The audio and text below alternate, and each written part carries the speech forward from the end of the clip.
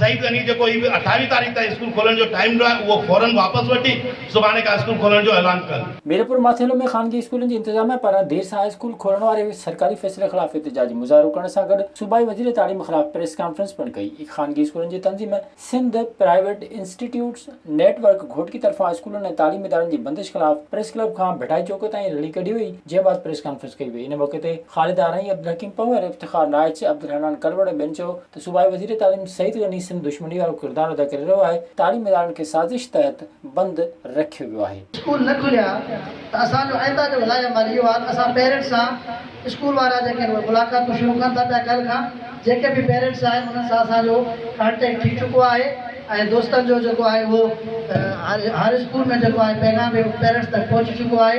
पोइ असांजो आइंदा हलाए अमल इहो हूंदो 28 तारीख़ खां पोइ असां वालदाइन शागिर्दनि ऐं पंहिंजे सोशल माण्हुनि सां गॾिजी करे हिकिड़ो वॾो एहतजाज जेको आहे डिस्ट्रिक्ट हेडक्वार्टर में कंदासीं। उन्हनि वसारनि खां सरकारी तौरु ख़ानगी तालीमी इदारा खोले मुआशिरे सां इंसाफ़ करण जो मुतालबो कयो। विज़िट कयो अवामी आवाज़ मीडिया ग्रुप की वेबसाइट awamiawaz.pk।